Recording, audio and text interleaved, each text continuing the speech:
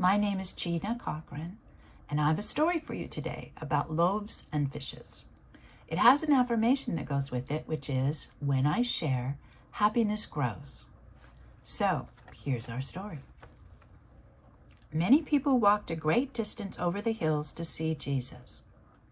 A young girl named Anna and her mother had left their home before the sun was up. As she stood on the hill where Jesus was teaching, Anna looked all around and could see people in every direction. It was like being in a sea of people.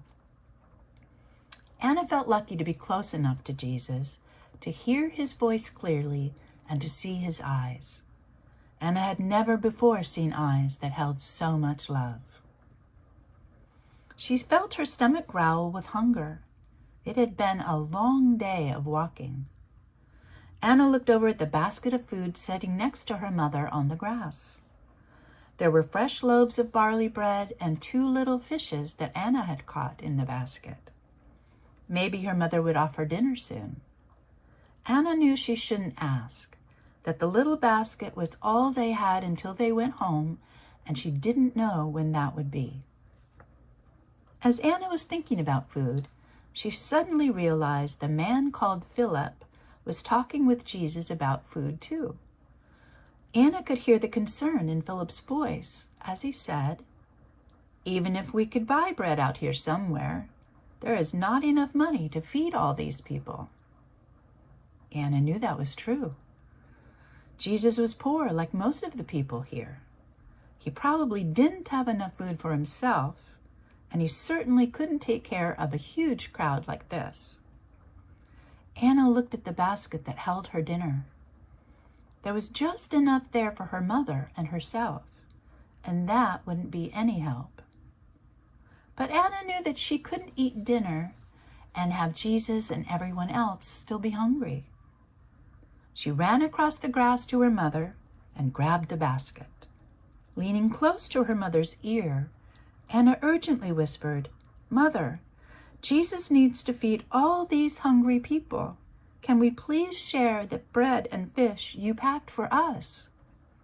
Her mother looked puzzled, then a bit amused, and then smiling lovingly, she said, "Of course, give the basket to Jesus."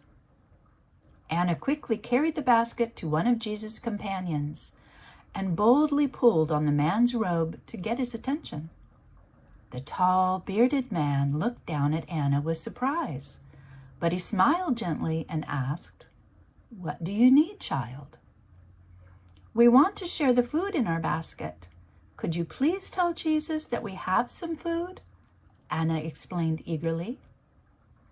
The man immediately picked up the basket and moved closer to where Jesus sat at the high point of the hill.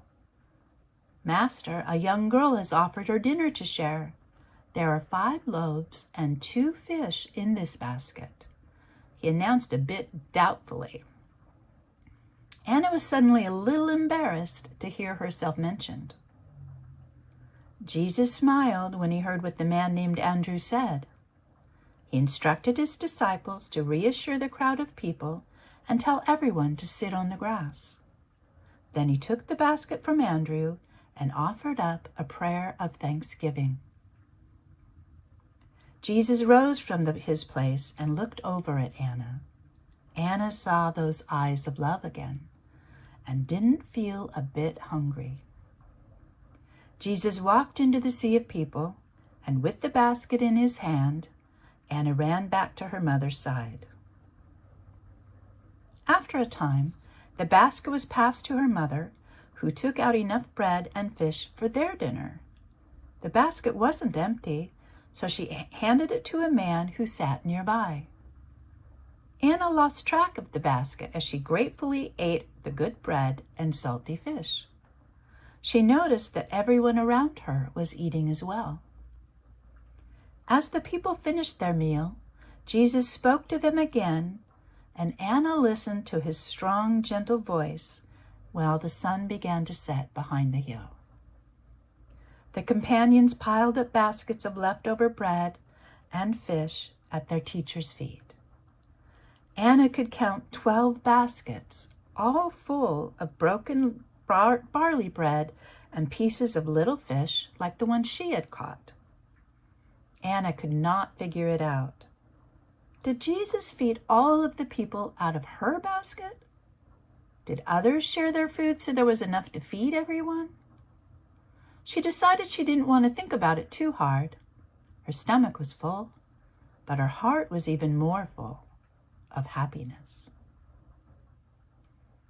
So again, our affirmation is, when I share, happiness grows.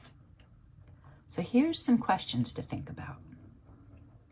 Why do you think Anna shared her food even though she had just a little? How do you think everyone got enough to eat? Why was Anna so happy at the end of the story, even though she wasn't praised for sharing? How do you think the story might have been different if Jesus and his disciples had made the people share their food? Thank you so much for letting me read to you today.